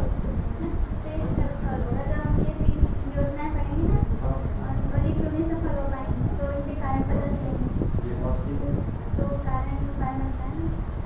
और फिर दूसरा जो है हम गुजरात का मॉडल देखने वाले हैं, उससे भी हमें आइडिया मिलेगा। यानी कारण आप कल बताओ आपके हिसाब से क्या हो सकता है? मैं मुझे आपके हिसाब से क्या होना चाहिए, क्या किया जाना चाहिए आपके हिसाब? ये सारे सेक्टर जो प्राइवेट हो रहे हैं ये एक तरीके से सही भी है। सही है।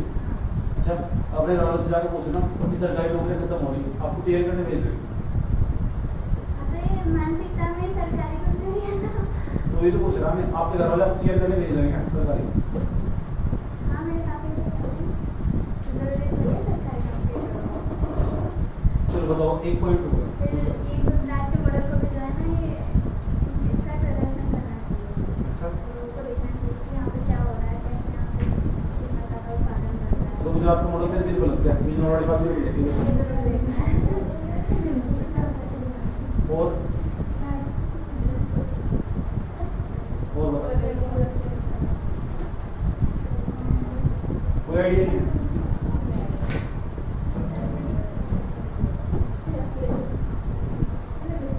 आइडिया पता क्या हो? आइडिया को हो जो बिना देखे पता चलेगा। आइडिया पता क्या हो जो बिना देखे बता पॉइंट बताए। मोहम्मद जी ने बहुत अच्छा बताया। इस छोकरे के दिमाग में कोई विचार डेवलप हो रहे, कभी कहाँ समस्या कहाँ? सबसे प्रमुख समस्या पता कहाँ? भ्रष्टाचार। सबसे प्रमुख समस्या आज और लोगों का सरकारी चीज से लगाओ, इससे भी बहुत गहरी समस्या है। भ्रष्टाचार का मतलब मुफ्त। सबसे प्रमुख समस्या का मतलब भ्रष्टाचार ना उसकी जड़ें इतनी गहरी नहीं, इतनी गहरी जो भ्रष्टाचार के लिए कानून बनाया गया ना, भ्रष्टाचार निवारण अधिनियम, वो खुद भी भ्रष्ट। और उसके लिए जो मंत्रालय बनाया गया ना, भ्रष्टाचार मंत्रालय, वो खुद ऑटोमेटिक भ्रष्ट। इतनी गहरी भ्रष्टाचार की जड़ें सोच सकते हो कितना बुरा हाल। और जब ये प्रॉब्लम सॉल्व नहीं हो रही ना, ठीक, अब वो लोगों के डीएनए में चला गया है। और जब कोई चीज लोगों के डीएनए में चली जाना तो बाहर निकलना मुश्किल है। ये तो समझना चाह रहे हैं बात समझ में? जो लोगों के डीएनए में भ्रष्टाचार चल रहा है, तो सबसे प्रमुख समस्या भ्रष्टाचार। दूसरा, इन क्षेत्रों में ना जहां निवेश आकर्षित नहीं हो पा रहा, जैसे क्षेत्रों में नंबर फर्स्ट, और निवेश आकर्षित न होने का कारण संकीर्ण राजनीति। वहां के जो छुटपुट राजनेता, छुटपुट राजनेता समझते हो, छोटे छोटे क्षेत्रीय पार्टियां, वे ना लोगों को ना उत्साहित करती है आंदोलन करने के लिए, प्रोत्साहित करती है। तो फिर वहां क्या होगा? वहां आंदोलन होंगे तो उस क्षेत्र का डेवलपमेंट हो गया।